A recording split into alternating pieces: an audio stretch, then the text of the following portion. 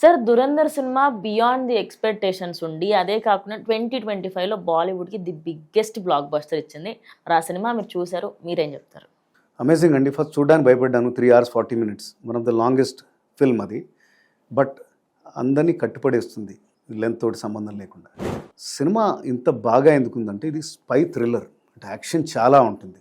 కానీ spy thriller అంటే జనరల్గా ఏముంటుందంటే హీరో చుట్టే మొత్తం ఉంటుంది. ఒక జేమ్స్ బాండ్ లాగా అంత modern gadgets, guns, motor boats ఈ టైపు యాక్షన్ ఉంటుంది. ఎమోషన్ తక్కువ. కానీ ఈ సినిమా ఇంత సక్సెస్ కావడానికి రైట్ అమౌంట్ ఆఫ్ మిక్స్. ఈ స్పై థ్రిల్లర్ కానీ ఇందులో ఎమోషన్స్ ఉన్నాయి క్యారెక్టర్స్ మధ్యలో. అట్లానే ఇది ఒక గ్యాంగ్స్టర్ మూవీ. ఓకే.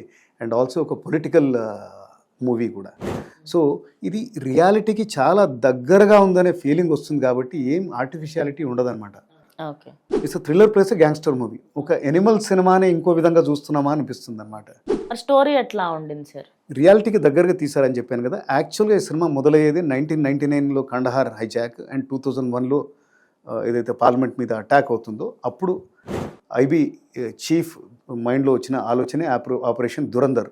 సో వీళ్ళని ఆపడానికి మనమే ఎవరినైనా ఇన్ఫిల్ట్రేట్ చేయాలి అని హంజా అనే అతన్ని అక్కడ పాకిస్తానీలాగా ఇంట్రొడ్యూస్ చేస్తారు పాకిస్తాన్లో. అదే మన రణ్వీర్ సింగ్ అన్నమాట.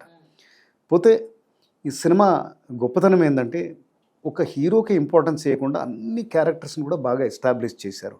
అందుకని ఇంత గ్రిప్పింగ్గా ఉంది. ఆ క్యారెక్టర్స్ మధ్యలో ఉండే tension, amazing acting. Arjun Rampal ISI chief, then అలాగే Madhavan IB chief, then Rakesh Bedi political leader role చేశారు, చాలా బ్రహ్మాండంగా చేశారు. And Sanjay Dutt hats off ఎస్పీగా టెర్రరైజింగ్ రోల్ చేశారు అతను. దెన్ అందరికంటే ముఖ్యంగా అక్షయ్ ఖన్నా, ఈరోజు ఆయన పేరు మారుమోగిపోతుంది.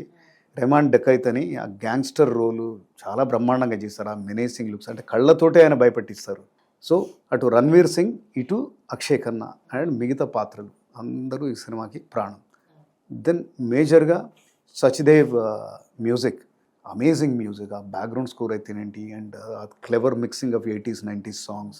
అండ్ ఇప్పుడు ఆ అరబిక్ సాంగ్ ఏదైతే ఉందో అక్షయ్ ఖన్నా మీద తీసింది వైరల్ అయిపోయింది. దెన్ ఆదిత్య ధర్ యూరి తర్వాత మళ్ళీ ఇలాంటి ఒక పెద్ద సక్సెస్ చూపించారు. ఆయన పట్టు ఎంత ఉందో ఈ స్క్రిప్ట్ మీద, డిఫరెంట్ డిపార్ట్మెంట్స్ మీద కనబడుతుంది. This is his film. మనం అందరం తప్పకుండా చూడాల్సిన సినిమా. ఇది లాంగ్వేజెస్ తోటి ఏం సంబంధం లేదు.